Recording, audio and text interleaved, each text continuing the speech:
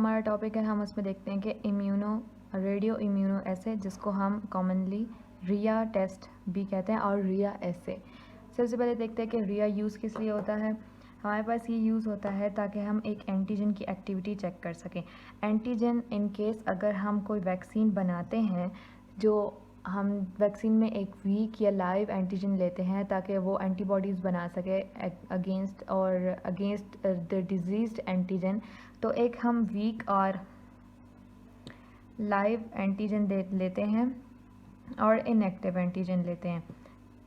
उसके अगेंस्ट जो एंटीबॉडीज़ बनती हैं बॉडी के अंदर, बेसिकली हम ये चेक करते हैं इसमें रिया टेस्ट में कि हमारा एंटीजन जो है कितना एक्टिविटी शो कर रहा है टू प्रोड्यूस एंटीबॉडीज़।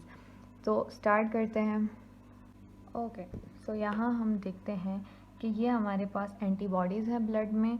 ये हमारा एंटीजन है जो हमने बनाया हुआ है, इधर वीक एंटीजन और लाइव और इनएक्टिव, कोई भी है जिसकी हमें एक्टिविटी बेसिकली इसी की एक्टिविटी चेक करनी है। ये हमारे पास रेडियो लेबल्ड एंटीजन है जो हम चेक करेंगे थ्रू दिस एंटीजन के क्या ये एंटीजन इसके साथ बाइंड हो रहे हैं, ये वाले एंटीजन इसके साथ बाइंड हो रहे हैं।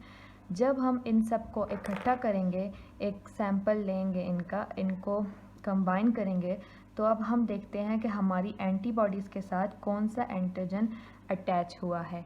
तो हमारे पास सैंपल लेने के बाद जब हम उसको चेक करेंगे तो दो तरह के रिजल्ट्स आएंगे, नंबर 1 एंड नंबर 2।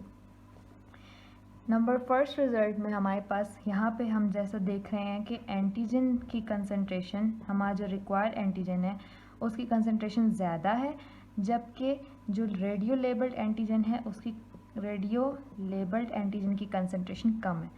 सेकेंडली हम यहाँ पे देखते हैं कि एंटीजन की कंसंट्रेशन कम है जबकि रेडियो लेबल एंटीजन की कंसंट्रेशन ज़्यादा है।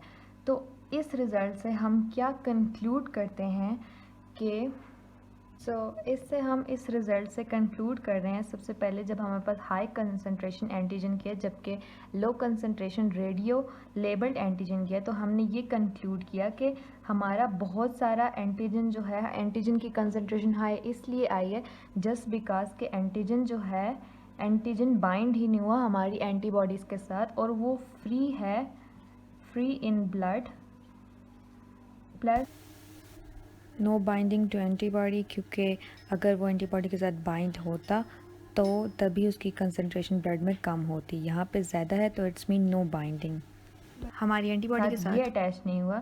जबकि कौन सा अटैच हुआ है एंटीबॉडी के साथ, रेडियो लेबल्ड एंटीजन अटैच हुआ है। इसका ये मतलब है कि हमारा एंटीजन बहुत वीक था, इतना वीक था कि एंटीबॉडी के साथ बाइंड हुआ ही नहीं और इसने कोई एक्टिविटी शो नहीं की।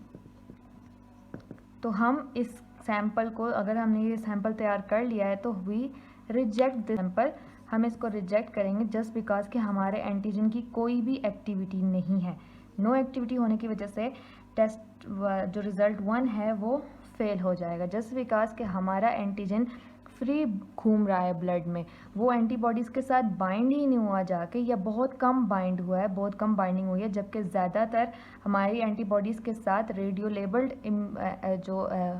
लेबल्ड एंटीजन है वो ज़्यादा बाइंड हुआ है, और हमारा रिक्वायर्ड एंटीजन तो बाइंड ही नहीं हुआ। इसीलिए हम इस सैंपल को रिजेक्ट कर देंगे जस्ट बिकॉज कि हमारी एंटीजन की कोई एक्टिविटी यहाँ शो नहीं हुई।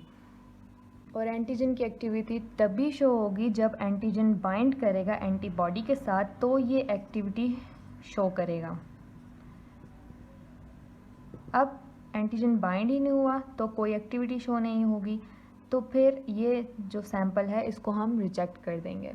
सो नंबर 2 रिज़ल्ट पर हम देखते हैं कि यहाँ पर एंटीजन की कंसंट्रेशन हमें कम दिखाई दे रही है जबकि रेडियो लेबल एंटीजन की कंसंट्रेशन ज़्यादा है। यहाँ पर ज़्यादा क्यों है? क्योंकि एंटीजन जो है बहुत सारा हमारा अपनी एंटीबॉडीज़ के साथ जाकर कंबाइन हो चुका है, और रेडियो लेबल एंटीजन है वो बहुत कम, यहाँ पे हम देख रहे हैं कि वो बाउंड हुआ है। तो एंटीजन बाइंड हो चुका है और अपनी एक्टिविटी शो की है क्योंकि वो अपनी एंटीबॉडी के साथ जाके अटैच हो गया है। कोई फ्री एंटीजन जो है ब्लड में नहीं है और फ्री रेडियो लेबल्ड एंटीजन है जस्ट बिकॉज क्योंकि उसकी बाइंडिंग बहुत कम हुई थी। तो it's all about radio immuno assay, जहाँ पे सिर्फ हम अपने रिक्वायर्ड एंटीजन की एक्टिविटी चेक करते हैं। Thank you guys for watching. Like, share and do subscribe for more videos. Comment below about the topic you want me to make video on. Thank you very much.